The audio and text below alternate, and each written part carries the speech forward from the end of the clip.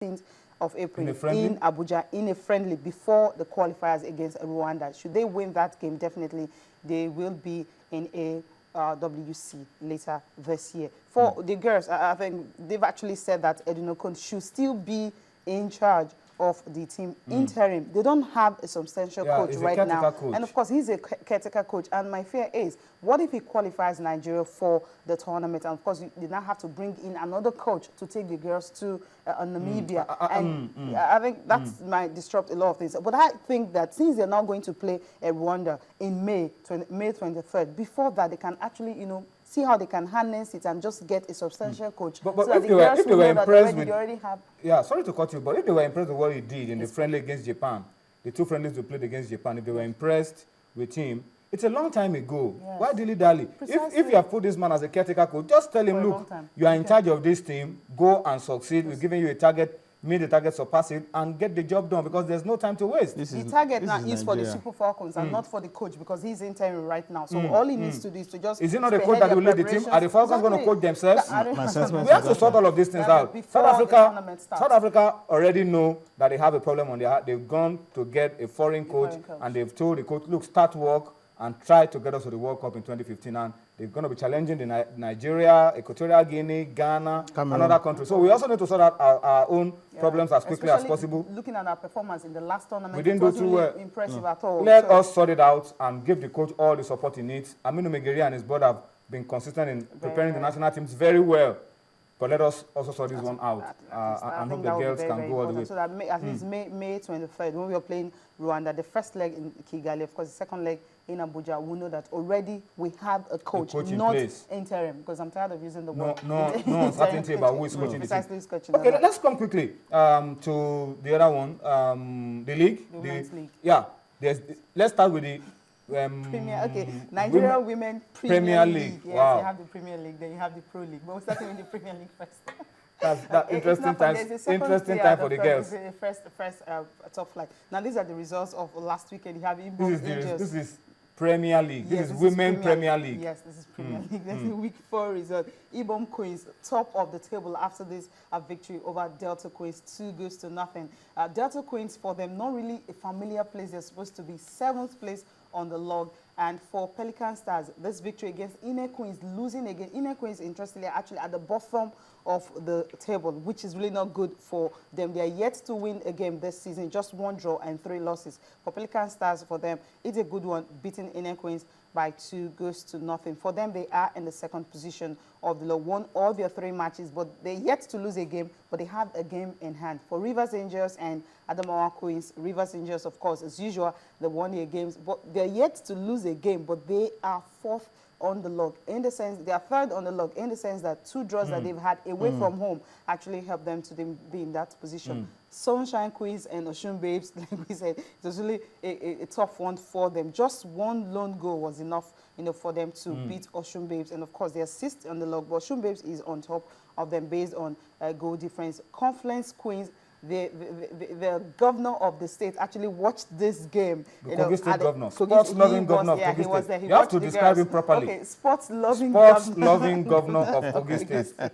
Yeah, he was at the stands watching his girls dismantle Taraba Queens. Taraba Queens, of course, they've not really been doing so well this season. Confluence Queens, of course, getting all the points, and it's a good one for them. They are 4th on the log in the league, and of course 4-0. There's actually one girl that everyone needs to watch out for, a very young girl. I think I remember her name. I have to say it.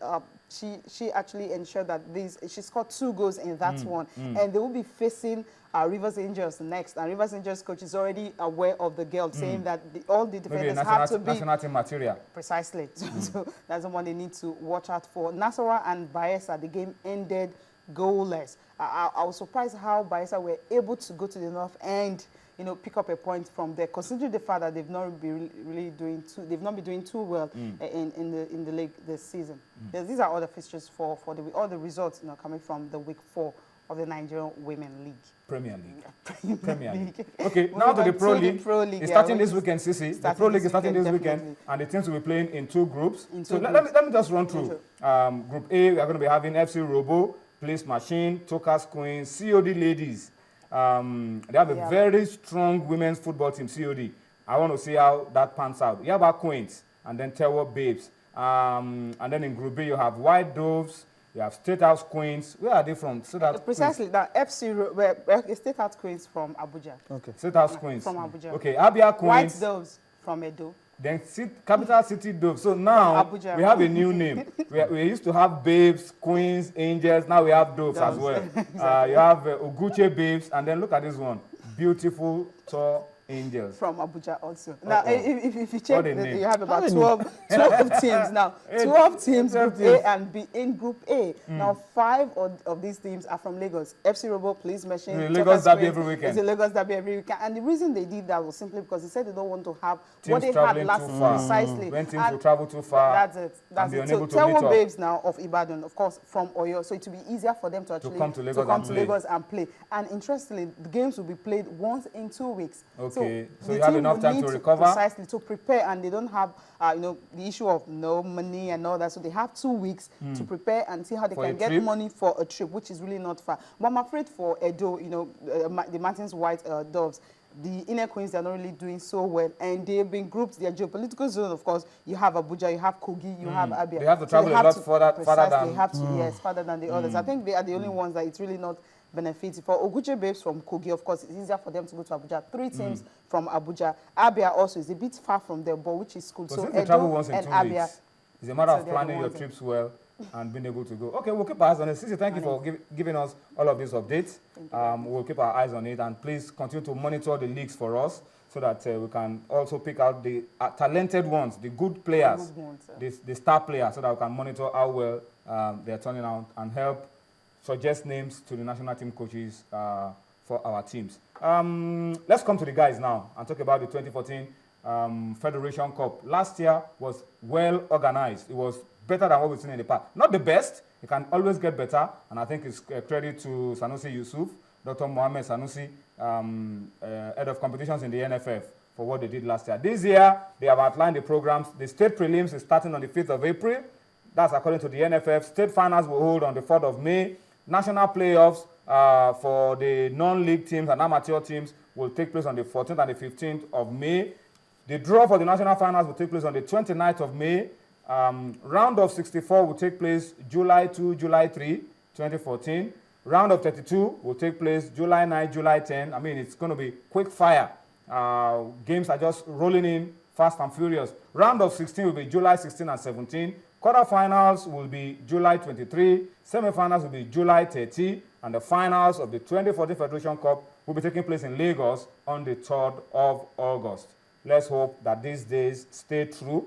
And another thing, last year we had the men and the women final side by side. Maybe it's going to be that way as well. I think so. This year, as the guys are playing, the girls are playing, and both teams, the men and the women, come to Lagos. One is a curtain raiser, and then the other one will be the main course. So we wish the NFF the best of luck and hope that this is what we see this year. It's a very busy year. Qualifiers for Nations Cup, World Cup, Continental Games. Let's hope that this is what we see. We'll go on a quick break. When we return from the break, there's still so much to talk about. The Flying Eagles, the Golden Eagles, Warri Wolves, Globe Premier League, plenty more on Sports Tonight. Join us again. Thank you for staying with us. It's still Sports Tonight, and thank you for staying true to us. We've made a quick change, and Yemi Adebayo has joined